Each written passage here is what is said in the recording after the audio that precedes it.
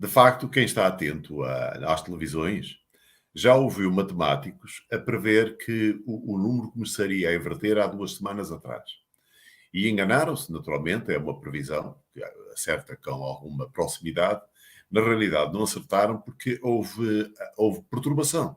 Os números hoje, e estes dias, andam pelos 50 e tal. É de imaginar que amanhã, a quarta e quinta, são os dias máximos habitualmente na semana, pode chegar aos 60 mil.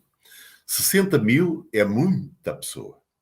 São muitos casos positivos sem doença, como já temos falado aqui, porque há uma testagem sistemática e encontram-se muitos casos que não são pessoas que estejam com sintomas, que se sintam mal, felizmente.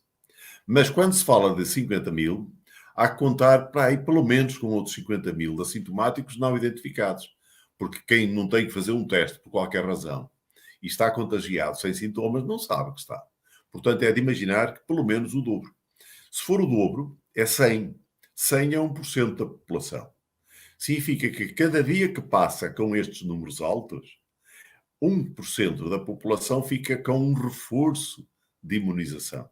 Fica melhor preparada para o futuro. Portanto, os inconvenientes também têm aqui pequena vantagem, seguramente pequena vantagem, ou grande, porque a imunização que se adquire com a infecção é melhor do que a que se adquire com a vacina. Já temos falado nisso também no passado. Mas fundamentalmente porque a infecção é com a variante atual e a vacina é com uma variante do passado relativamente longínquo. Mas reparem porque falharam os matemáticos e eles fazem isto muito bem feito. É porque houve aqui um fator, na reabertura das escolas, as crianças pequenas passaram a ser um grupo com muita quantidade de doença e, portanto, de propagação. E quando se olha para os casos por idades, verifica-se que assim é. São as crianças pequenas, o grupo maior, e depois são os adultos de 30 a 40 anos, mais ou menos, que corresponde mais ou menos aos pais das crianças. Quer dizer, a escola funcionou pela primeira vez nesta epidemia como um fator muito importante de propagação. E, portanto, atrasou um pouco a descida. É de imaginar que não suba muito mais e que até ao falar para o fim do mês comece a descer lentamente. Este é o quadro. Agora repare-se, consequências disto. Estes milhares muito largos de doentes, por si próprio, têm pouco significado.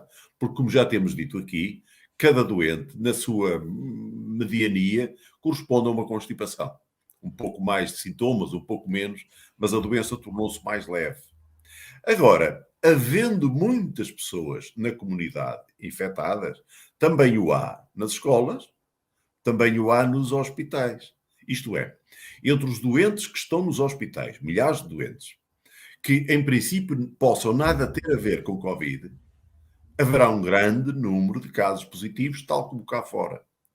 Portanto, quando nós hoje sabemos que o número de internados no país ultrapassa os 2.000, temos que pensar que uma grande parte dessa gente tem a infecção, como nós temos a infecção cá fora, mas está lá por outra razão qualquer. Portanto, não está lá devido à Covid. A outros problemas. A outros problemas. Já tínhamos falado aqui nessa situação.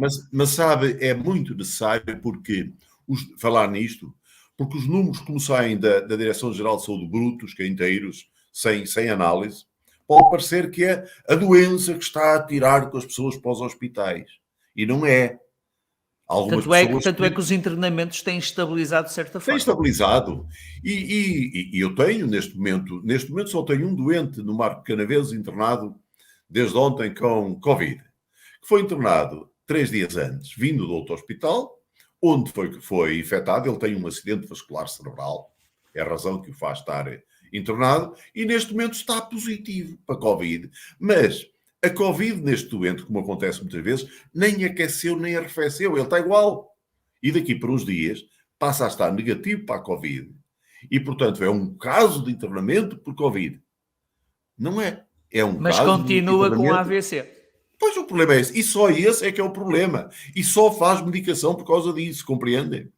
E, portanto, o problema não é tão grande como se pode imaginar. Contudo, é um problema grande, porque, havendo muitas pessoas nessas situações, põe muitos problemas internos aos hospitais para gerir os isolamentos.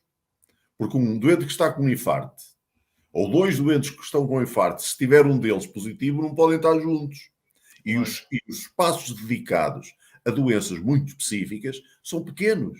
Portanto, dá, de facto, muita perturbação. Mas não de maneira nenhuma já aquele quadro dramático que havia no passado. E olha, este mesmo raciocínio, que também já falámos no passado, aplica-se na perfeição também à morte. Os doentes, quando eu era jovem médico, habitualmente os doentes, quando estavam a morrer no hospital, a família levava-os para morrerem num ambiente familiar em casa. Com o passar do tempo, as coisas inverteram-se. Hoje, ao contrário. A maioria dos doentes vem de facto morrer ao hospital, porque as situações tornaram-se mais complexas e as famílias sentem-se inseguras, sem ter a certeza de que estão a fazer o seu melhor. É por razões geralmente nobres que levam para os hospitais. Mas, portanto, os óbitos dos hospitais, pelas causas habituais, infartos, acidentes vasculares cerebrais, doenças respiratórias graves, a mesma coisa. Uns tantos desses doentes ficam positivos à entrada, ao fazer o teste, porque todos fazem teste para a Covid. Não fazem para as outras doenças. Para a Covid fazem, claro. E, portanto, quando a gente vê 40 mortos, é preciso ver que uma boa parte desse número também não tem nada a ver com Covid. Simplesmente estavam positivos nessa altura.